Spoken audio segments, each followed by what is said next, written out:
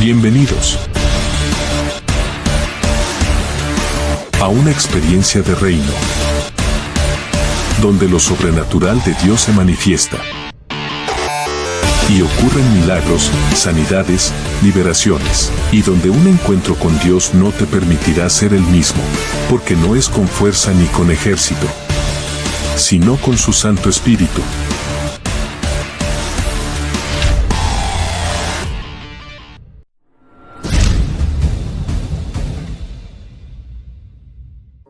Lo que Dios está haciendo en este tiempo con la iglesia, ojo, la iglesia no es el edificio. Ya les hemos enseñado que la palabra iglesia viene del latín ecclesia, que significa congregación o congregantes. Quiere decir que la iglesia son ustedes, soy yo, tú eres la iglesia. Amén. Y entonces los edificios pues son lugares que hemos consagrado al Señor, pero la iglesia eres tú. Entonces en lugar de decir voy a la iglesia, más bien tienes que decir ya va a la iglesia para congregarse con los hermanos. Amén. Amén. Ok. Lo que Dios está haciendo en este tiempo es que está regresando la iglesia a su diseño. Todo lo que fue creado tiene un diseño, tiene un propósito, y en base a ese diseño, en base al propósito es el diseño. ¿Me pasan una botella de agua, hija, para ilustrarlo como siempre lo ilustramos?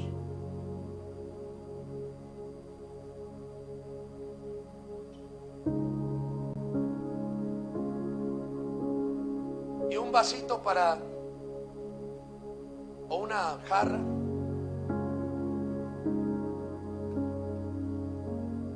Amén. Amén. Ahí está, hija. Ahí está. ¿No hay más chiquitas? ¿Sí? De las chiquitas, por favor. Dos chiquitas. Está muy grande.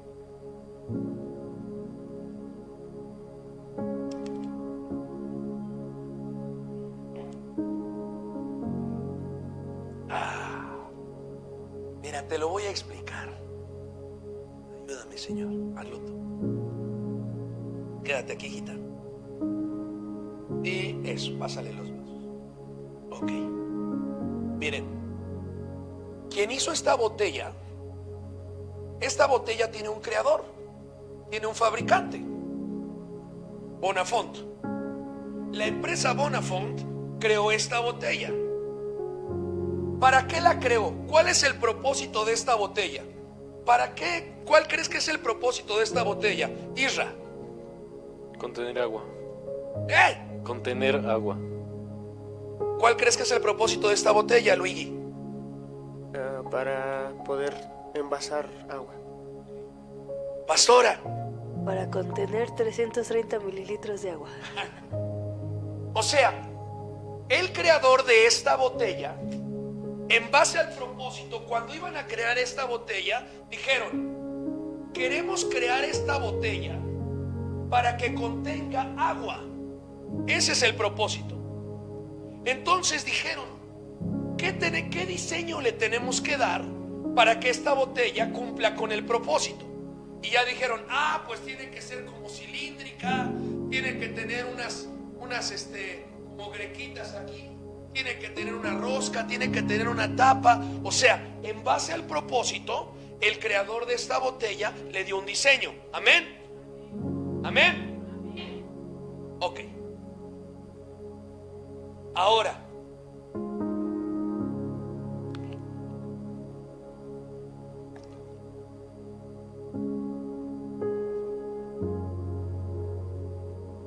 quiero que vean cuánta agua puede contener. Ahí está. 2 vasos. Miren, en base al diseño cumple un propósito que es contener agua. Amén. Pero si el diseño es alterado,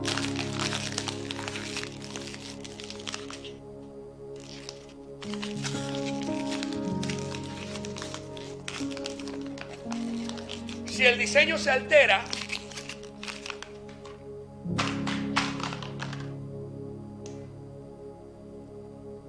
¿puede cumplir el propósito?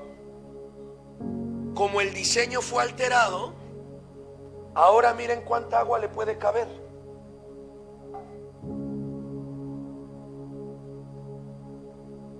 Ya. Fíjense, fue diseñada para que contuviera 2 vasos. Pero cuando el diseño fue alterado, ya nada más le cabe la mitad de un vaso. El diseño fue alterado, y cuando el diseño fue alterado, se alteró el propósito, se alteró la función. Amén. Ok. De acuerdo a la Biblia, Jesús creó la iglesia. No fue Roma, no fue el Vaticano, eso no es bíblico. Lo que dice la Biblia es que el fundador de la iglesia, quien crea la iglesia, es Jesucristo. Él es el creador de la iglesia y la hizo con un diseño.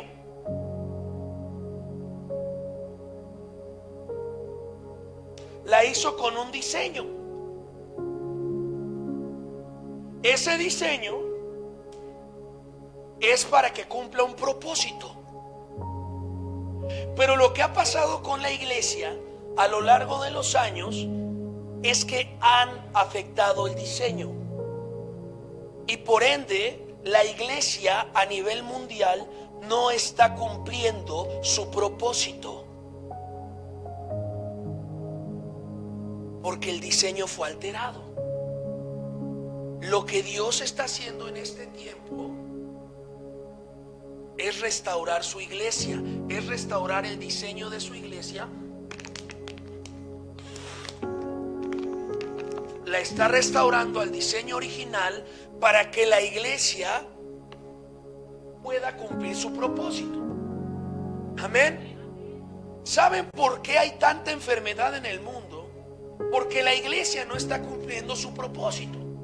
¿Saben por qué hay tanta hambre, guerras en el mundo? Porque la iglesia no está cumpliendo su propósito. ¿Saben por qué hay tanto malandro, tanto malandrín? Porque la iglesia no está cumpliendo su propósito. Y se los dice un ex malandro. Cuando Dios me alcanza, yo era un malandro, un malandrín. Y empieza un proceso de restauración. ¿Por qué? Porque la iglesia me alcanzó. ¿Por qué? Porque la Biblia dice que Jesús es la cabeza y la iglesia es el cuerpo de Cristo. Entonces, ¿dónde están las manos de Jesús? Las manos de Jesús eres tú, iglesia. Tú eres la extensión de Jesús en la tierra para extender la misericordia del Señor, para llevar comida al hambriento, bebida al sediento, para orar por el afligido. ¿Sí me explico?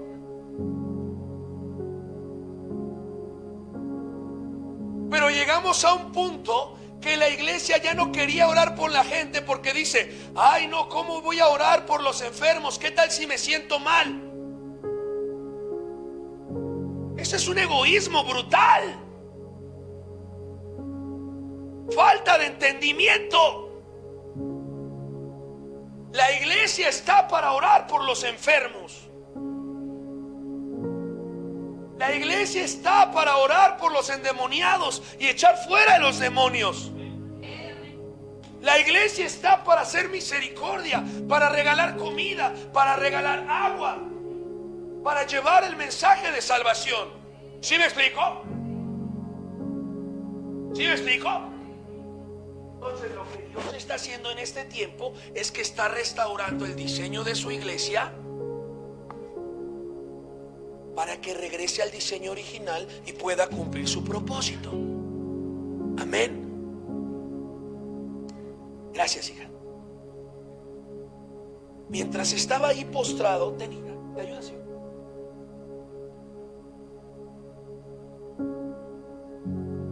Mientras estaba ahí postrado, adorando, el Señor me hablaba de algo. Me decía: la iglesia tiene que volver a su diseño de adoración.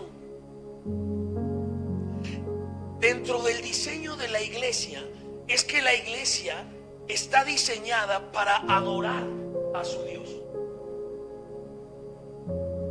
Uno de los propósitos de la iglesia es adorar a tu Dios. Amén. Amén.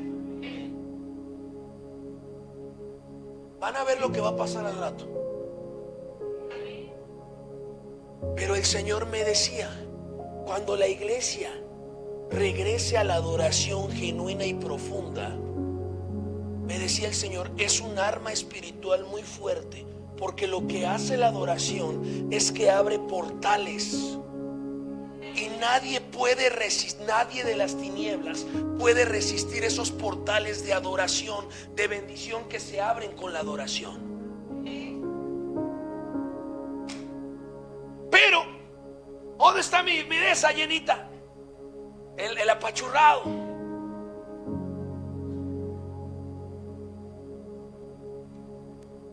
Pero el enemigo es padre de mentira y a través de mentiras ha dañado el diseño de la iglesia. Y entonces a ti te enseñaron, la religión te enseñó que no tenías que adorar, que tenía que ser en silencio, que a lo más le tenías que ser así, mira. Alabaré, alabaré, alabaré, alabaré. Sí, hay unos que ya están.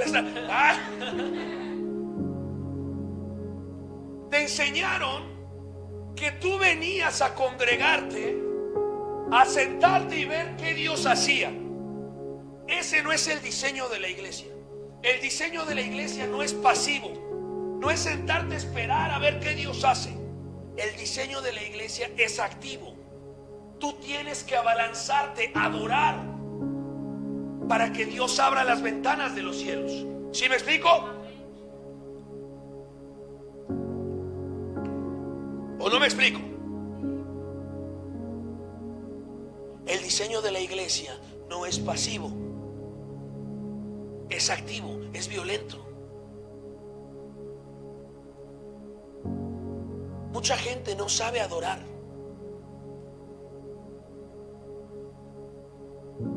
Pero algo que le da mucho poder a la iglesia, que eres tú, que soy yo, todos somos la iglesia, es la adoración profunda y genuina. ¿Qué es adoración? Adoración viene del término latín postración.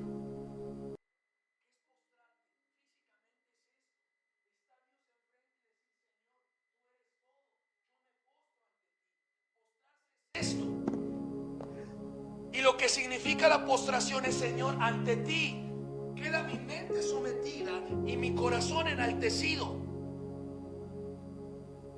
La postración somete la mente y enaltece el corazón. Es un acto físico de decirle: Señor, tú eres todo.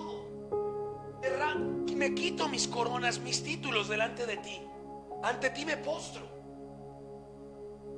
Pero la adoración va más profundo. No solo es postración física, es una postración espiritual.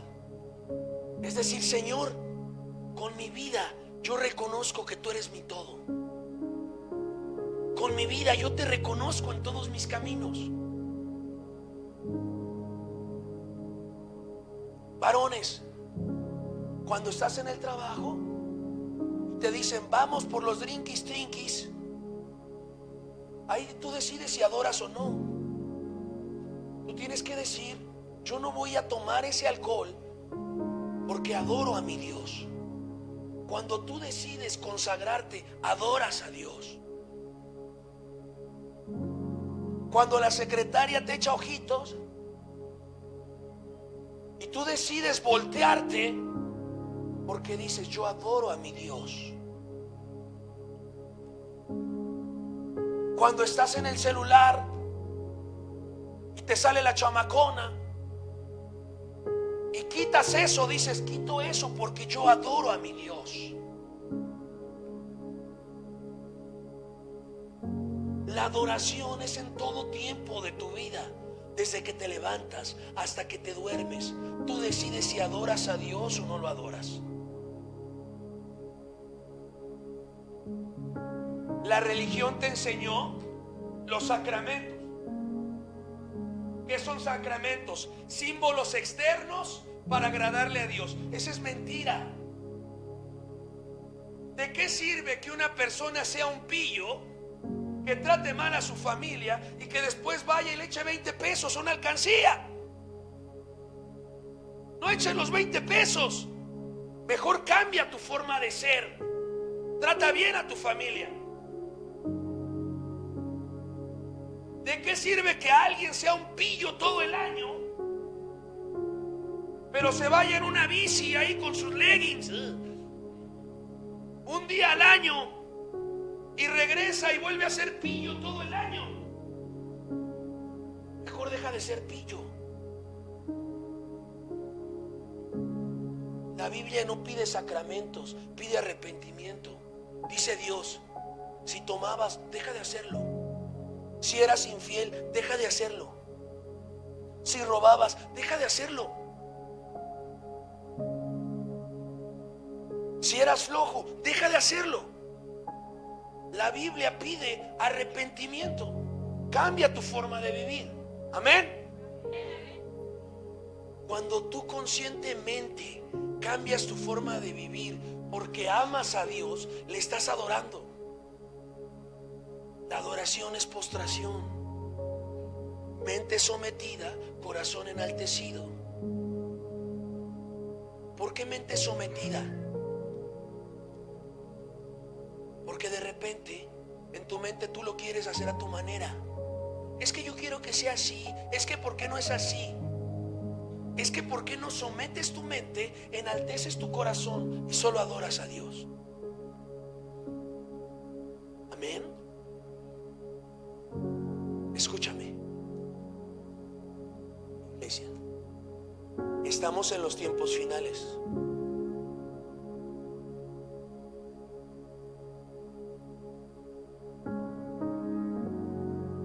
Y esto te lo digo como profeta de Dios. Vienen cosas muy duras a la tierra. Espiritualmente se están soltando cosas que no habíamos visto en años pasados. Y el Señor me decía, la iglesia tiene que aprender o reaprender a adorar, porque la adoración es como una bomba nuclear espiritual que las tinieblas no pueden resistir. La iglesia tiene que aprender a adorar. ¿Quieres conocer la mejor herramienta de guerra espiritual? Adora. Solo adora, métete en la presencia. Te lo voy a explicar así. Ya te lo he explicado así muchas veces. Cuando era niño, un tiempo viví en Macuspana, Tabasco. Y un día se metió una rata a la casa. Rata, así gorda, parecía tlacuache. Y saltan y todo. Se metió a la casa. Y mi papá agarró una escoba, dice, espérenme, ahorita me echo esa rata. Pero la rata era como ninja. Saltan en serio. No se dejaba cazar. Entonces mi papá, muy listo, agarró y abrió el horno y lo prendió. Y le hizo así a la rata. Y la rata da un salto ninja y entra al horno. Y mi papá cierra el horno y le sube todo en la temperatura. ¡Fa! ¿Y qué creen que pasó? ¿Qué creen que pasó? Nada. Pasaron 5 minutos y la rata ni ruido hacía. 10 minutos, nada. 15 minutos, nada. 20 minutos, ya olía a rata quemada, pelo quemado y nada. 25 minutos y nada. Pero más o menos a los 30 minutos empieza a estrellarse hacia el horno. ¡Pah! ¡Pah! ¡Pah! Le abre y mi papá, sale la rata toda incendiada. ¡Ah! Sale corriendo de la casa y se escapa al drenaje. ¿Y esto qué tiene que ver con la prédica, pastor? Ok. Cuando tú adoras, te metes a la presencia de Dios y espiritualmente la temperatura sube. Y toda plaga que esté en ti, todo lo que no es de Dios que esté en ti, toda enfermedad que esté en ti, todo lo malo que esté en ti, cuando te metes a la presencia de Dios, todo eso que no es de Dios son como ratas. Tú subes la temperatura en la presencia de Dios y primero dices, como que no pasa nada. Espérate tantito. Salen corriendo así, mira, fuga la oruga. Salen así corriendo en el nombre de Jesús.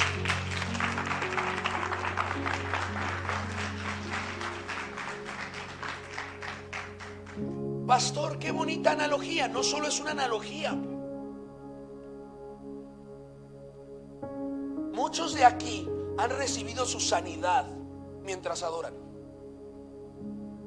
Han recibido libertad espiritual mientras adoran. El Señor ha quebrantado cosas familiares, lazos familiares que los tenían atados mientras adoran. ¿Por qué pasa eso? Y ni siquiera les tenemos que poner la mano, ni siquiera les tenemos que ministrar, porque cuando adoras y te metes a la presencia de Dios, la temperatura, el fuego del Espíritu Santo empieza a aumentar, aumentar, aumentar, y todo lo que no es de Dios sale huyendo. Por eso no se asusten. Luego la gente empieza a echar baba, se da vueltas, salen corriendo, les sale sangre y dicen, pastor, ¿por qué? Están saliendo las ratas. Mejor afuera que adentro. ¿Sí me explicó? Pero iglesia, para que suba el fuego tienes que preparar el horno. Vente, Yuki. Él es un horno. Para que suba el fuego, él tiene que preparar el horno. Levanta las manos. Tiene que preparar el horno para que el fuego del Señor aumente en él. 10 grados. Y lo que está dentro le hace 10 grados. Esto es Acapulco. Así, pero sigue. Sigue adorando. 20 grados. Y lo que está dentro dice, no, hombre, ya se está poniendo como Cancún. Y él sigue. Y el fuego sigue subiendo porque él sigue adorando. Te adoro, Señor. Te adoro, Señor, te adoro. Te amo, Señor, te adoro, te amo, Señor. Y sigue adorando y de repente 50 grados. Ya lo que está dentro dice, caray, siento que me asfixio. Pero él sigue adorando. Te amo, Señor, te adoro, eres digno. Eres digno, Señor, te adoro, te amo, Señor. Y ya lo que está dentro ya no aguanta. Y él sigue adorando. Te amo, Señor, eres digno, te amo, Señor, eres digno, te amo, Señor, eres digno de toda gloria, Señor, te amamos. Todo espíritu de enfermedad, todo espíritu de dolencia, toda maldición, sale huyendo en el nombre de Jesús. En verdad, levante la mano para que los incrédulos crean. ¿Quién de aquí ha recibido un toque del Señor, libertad, sanidad, algo de parte del Señor mientras adoran? Pónganse de pie.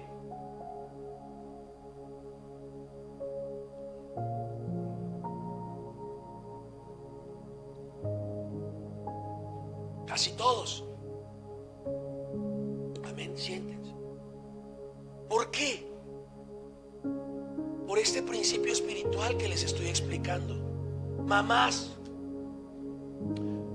enséñenle a sus niños a adorar.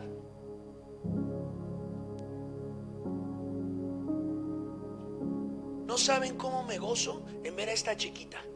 ¿Cómo te llamas, chiquita? Dulce. Miren, Dulce tiene pocas semanas que llegó a la iglesia con su mamá.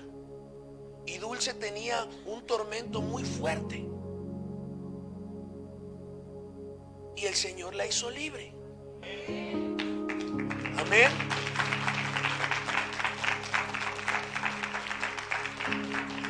eso. ¿Cuántos años tienes, Dulce? 7. 7 años. Y siempre la veo hasta adelante y adora con una pasión, adora con una injundia, adora al Señor con un amor.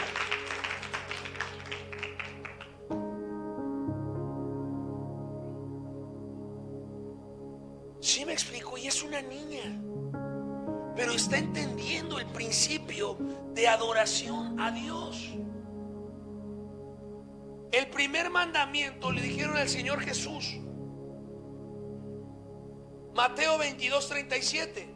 Señor, ¿cuál es el primer y más importante mandamiento? El Señor Jesús dijo, fácil: amarás al Señor tu Dios con todo tu corazón, con toda tu alma y con toda tu mente. Cuando tú adoras, es un acto intencional y consciente de amor a Dios. Y estás cumpliendo el más importante mandamiento: amarlo sobre todas las cosas. Ahora, mujeres, ustedes me van a entender. Imagínate que tienes un esposo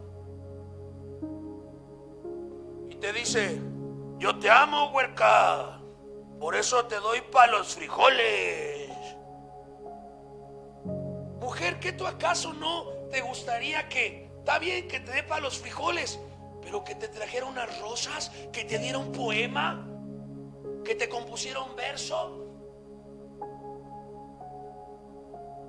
¿No te gustaría así a tu corazón que tu esposo dejara de ser así de, pues por eso te traje tortillas, mija? Y que verdaderamente fuera romántico, intencionalmente romántico. Turururú, turururú. Aquí está mi esposa, ¿verdad? Turururú.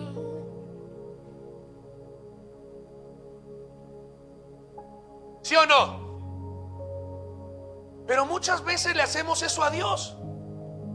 Señor, te amo, pues por eso vine, por eso vine, por eso vine.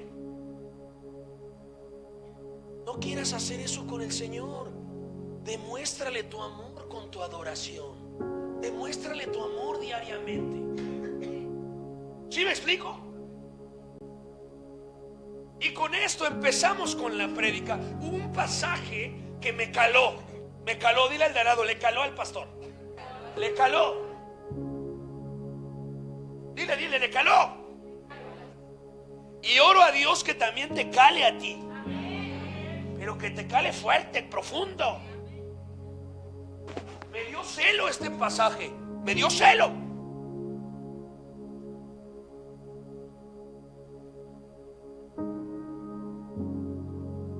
Llenita. ¡Pum! Mateo 2, del 1 al 11. Fíjate lo que dice la palabra. Nos habla acerca de cuando viene el Señor Jesús a esta tierra. Y empieza a decir: cuando Jesús nació en Belén de Judea, en días del rey Herodes, ahí, dato teológico, se habla tanto de Herodes en la Biblia porque son 6 Herodes diferentes. No es uno solo. Herodes Antipas, Herodes el Grande, son varios Herodes. Ahí luego les daremos un estudio de eso próximamente. Pero fíjate, Isra, me indignó este pasaje. Me indignó, hijo. Te voy a decir por qué. Está hablando acerca del nacimiento de Jesús, de nuestro Señor, de nuestro Salvador. Sí, hija, de nuestro Señor. Y dice: cuando Jesús nació en Belén de Judea, en días del rey Herodes, vinieron de oriente a Jerusalén unos magos diciendo. ¿De dónde dice que viene? Del oriente a Jerusalén unos magos diciendo. O sea, la semana pasada ya predicamos que cuando viene el Señor Jesús, no lo recibieron en las posadas, sino en un pesebre. Pero fíjate, quiero que sepas algo. En la antigüedad había algo que se llamaba sinagogas. De hecho, actualmente los judíos tienen sinagogas. Había sinagogas y se juntaban cada semana en las sinagogas a leer los libros de la ley. Los libros de la ley, hay unos que dicen: pastor, es que es la Torá. La Torá es el Pentateuco, los primeros 5 libros de la Biblia: Génesis, Éxodo, Levítico, Deuteronomio y Números. Pastor, es que es el Tanaj. El Tanaj es lo que para nosotros es el Antiguo Testamento, el Pentateuco más los libros de los profetas. Así que no le echen crema. Pero el punto es que se reunían cada semana a leer los libros de la ley. ¿De qué hablaban los libros de la ley? Desde Génesis hasta Malaquías, los libros de la ley hablan del Mesías. En hebreo el Meshiach, el Mesías. En latín el Christos. Por eso decía Jesucristo. Ahora, todos los libros de la ley hablaban del Mesías, del ungido, del enviado de Dios que traería salvación a la tierra, del Rey de Reyes y Señor de Señores que vendría a la tierra. Todos los libros, Dafi, todos hablaban del Mesías. Si tú lees de Génesis hasta Malaquías, encuentras puras figuras de Cristo, de la venida del Mesías. ¡Asu! Amén. Ok.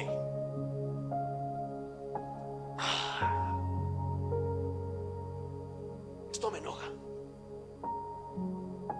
Se juntaban semana a semana a leer del Mesías, a leer los libros de la ley. ¿Sale?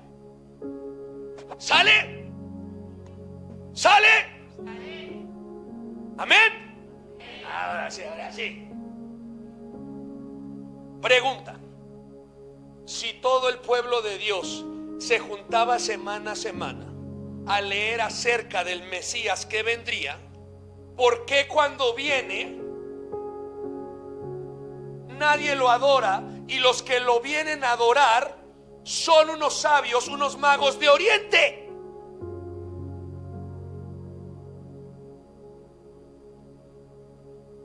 ¿Por qué? O sea, viene el Señor Jesús, viene a esta tierra y todos indiferentes, y tienen que venir del Oriente unos magos para adorarlo.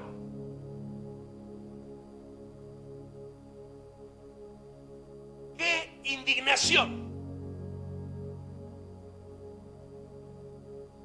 Y escucharon bien: magos. Ahora, revisando la escritura, ¿por qué vinieron unos de Oriente y por qué se les llama magos? La región que se le conocía de Oriente en aquel entonces era Babilonia, Meda, Persa. Acuérdense, el imperio de Babilonia luego fue conquistado por el imperio Medo-Persa. Toda esa es la región de Oriente. ¿Por qué se les llamaban magos? Libro de Daniel: porque en esa región estaban los caldeos. Los caldeos eran conocidos como magos.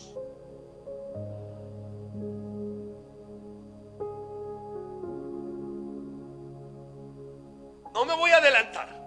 Agárrense, porque se pueden caer de la silla. Agárrate, viejo. No esas te caes. Fíjate. Perdónenme, pero es que me apasiona la palabra y las cosas del Señor. Fíjate. Dice: vinieron del Oriente a Jerusalén unos magos, diciendo: ¿dónde está el rey de los judíos que ha nacido? O sea, bien que sabían. Dice: porque su estrella hemos visto en el Oriente y venimos a adorarle. Oyendo esto, el rey Herodes se turbó y toda Jerusalén con él. O sea, estos magos de Oriente vienen desde el Oriente. O sea, se aventaron toda una caminata desde el Oriente para llegar hasta donde estaba el rey Herodes, que son días y días caminando. Y ellos llegan sin pena y sin vergüenza, así a decir enfrente de todos, así enfrente de toda Jerusalén: ¿dónde está el rey de los judíos? El tiempo se ha cumplido.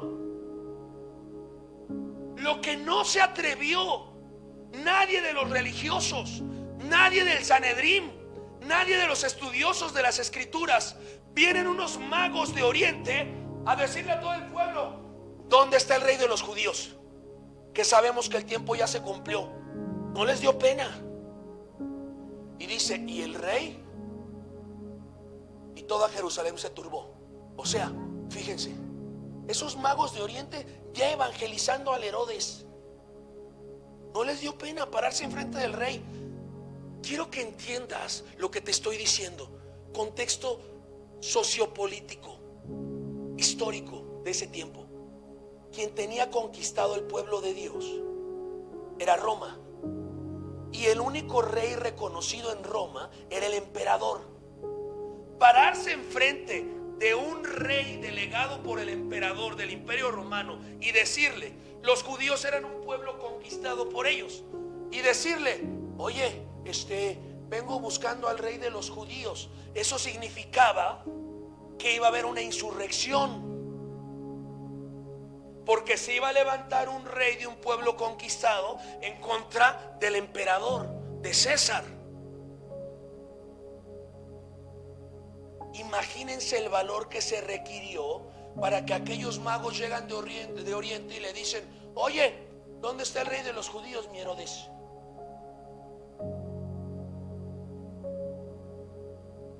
Y todavía Herodes: pero ¿cómo? Y lo empiezan a evangelizar. Sí, mi Herodes, porque ya vimos su estrella. Y siguen, miren. Obviamente Herodes dice: oyendo esto, el rey Herodes se turbó y toda Jerusalén con él. O sea, Herodes se quedó como que el rey de los judíos se turbó, le dio miedo. Y convocados todos los principales sacerdotes y los escribas del pueblo, les preguntó dónde había de nacer el Cristo. O sea, fíjense, vienen aquellos, le dicen a Herodes le da miedo. Y Herodes dice: pues voy a ir a los expertos. Vénganse, sacerdotes, estudiosos de la ley. Me están diciendo estos magos de Oriente que ya nació el rey de los judíos. ¿Dónde van a ser? ¿Dónde van a ser de acuerdo a sus escrituras? Y le contestan ellos: en Belén de Judea, porque así está escrito por el profeta. Y tú, Belén de la tierra de Judá, no eres la más pequeña entre los príncipes de Judá, porque de ti saldrá un guiador que apacentará a mi pueblo Israel. O sea, los estudiosos de la ley le dicen: sigue, Jenny.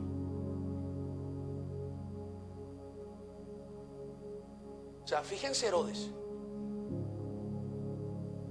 se pone a investigar y le dicen que iban a hacer en Belén. Y entonces agarra a Herodes y dice: bueno, ya váyanse. Y llama en secreto a los magos e indagó de ellos diligentemente el tiempo de la aparición de la estrella, y enviándolos a Belén dijo: id allá y averiguad con diligencia acerca del niño, y cuando le halléis, hacedmelo saber para que yo también vaya y le adore. O sea, es Herodes pillo, mentirosón. Dijo: ¿cómo que van a ser el rey de los judíos?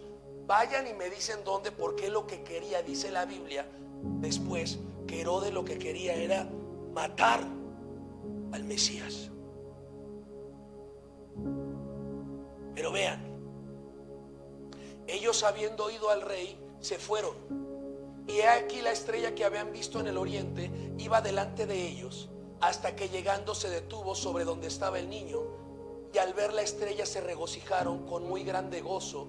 Y al entrar en la casa vieron al niño con su madre María, y postrándose lo adoraron. Y abriendo sus tesoros le ofrecieron presentes: oro, incienso y mirra. Esto me indignó.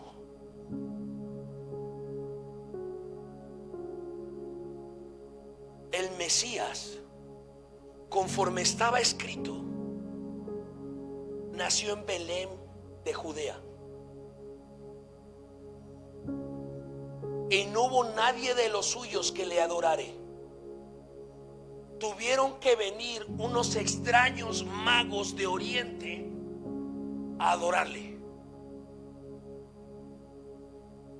La pregunta es, ¿cómo supieron estos magos de Oriente que había llegado el Mesías, el Cristo? ¿Cómo supieron?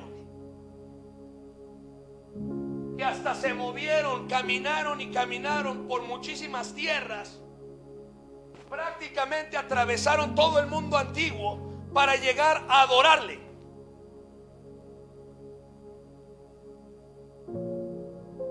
La Biblia no nos dice todo, pero yo hago una conjetura. En aquel entonces Oriente era Babilonia y el imperio medo persa. ¿Quién había estado ahí años antes? El profeta Daniel. En la deportación a Babilonia, el profeta Daniel con sus amigos Sadrach, Mesach, Abednego fueron deportados a Babilonia. Y dice el Señor, que dice la Biblia, que por haberse consagrado, Dios los hace 10 veces mejores que los demás, y ponen a Daniel como jefe de los caldeos a que les enseñara. ¿Quién eran los caldeos? Los magos. Y en el tiempo que estuvo Daniel ahí, les enseña acerca del Mesías, acerca de las Escrituras.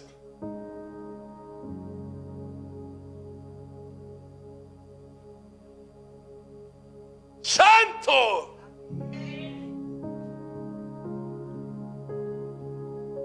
Y estos que no eran del pueblo de Dios, bien entendidos, viendo el tiempo en que llegaría el Mesías, y cuando ven la señal que estaba escrita proféticamente, no les importa atravesar medio mundo antiguo, exponerse con Herodes,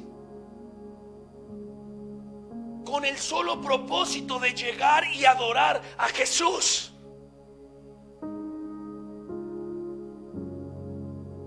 Los magos de Oriente.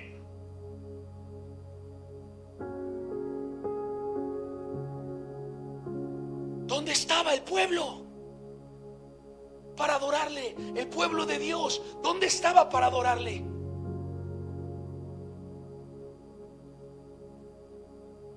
Y le adoran y le traen 3 símbolos proféticos: oro, incienso y mirra. El oro en aquel entonces solo se le daba de presente a los reyes. Cuando le llevan el oro, le adoran y están reconociendo: tú eres el Rey de Reyes y el Señor de los Señores.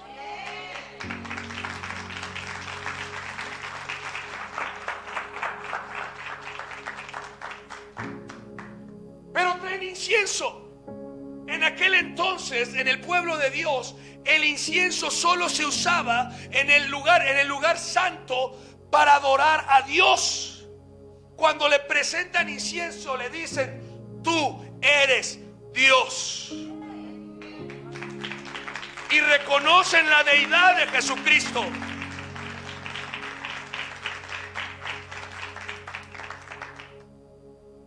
Y le traen mirra. La mirra en el pueblo de Dios se usaba como perfume y para ungir a los muertos. Y le presentan mirra porque dicen: tú vas a morir por todos nosotros para el perdón de nuestros pecados.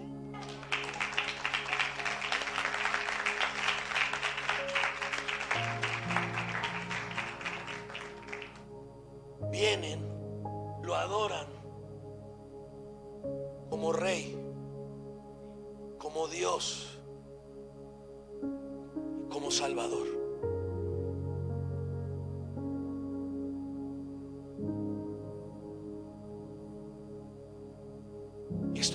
porque dije, ¿dónde estaba tu pueblo? Mejor vinieron magos de Oriente.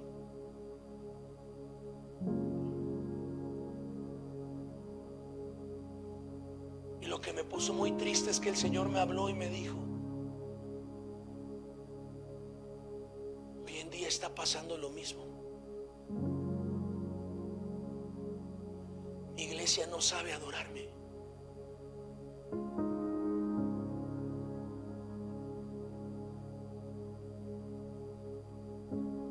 Mi iglesia se ha centrado en sus propios asuntos y han olvidado su propósito de adoración.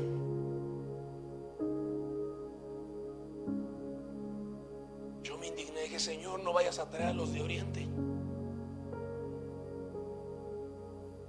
No vaya a saltar un chino por ahí. Le dije, Señor, aquí hay quien te adore. Aquí hay quien te adore.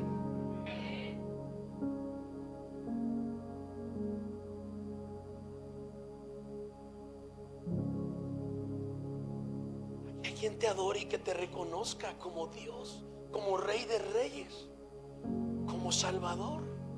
Aquí hay quien te agradezca por tu sacrificio.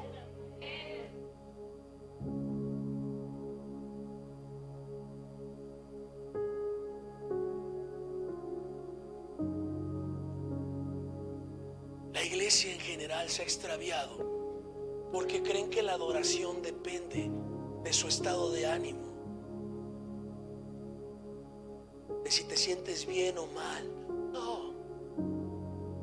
No se trata de ti, se trata de Jesús. Y así tengas que atravesar medio mundo antiguo, yo no quiero que el Señor traiga a los de Oriente. Aquí en México habemos adoradores en espíritu y en verdad.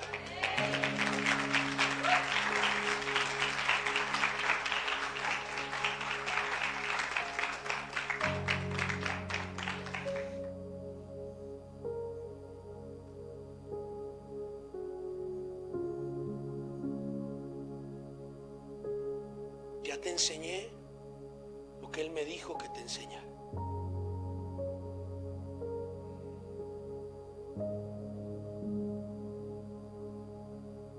Cuando el Señor me dio el entendimiento de esta palabra, luego dicen, pastor, ¿cómo se le ocurrió todo eso? ¿Cómo hiló los versículos? No soy yo, es que Él habla y te muestra secretos de la palabra y te dice, mira esta joya, mira este tesoro. A eso se le llama palabra revelada. Esta es palabra revelada. Ese es el mensaje.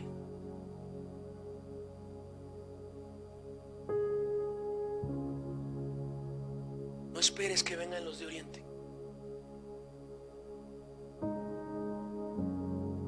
Cuando el Señor me habló de esto, entró una desesperación y surgió de mí un cántico que dice, no busques más, buscando adoradores estás, que te adoren en espíritu y verdad. Aquí tienes toda mi atención.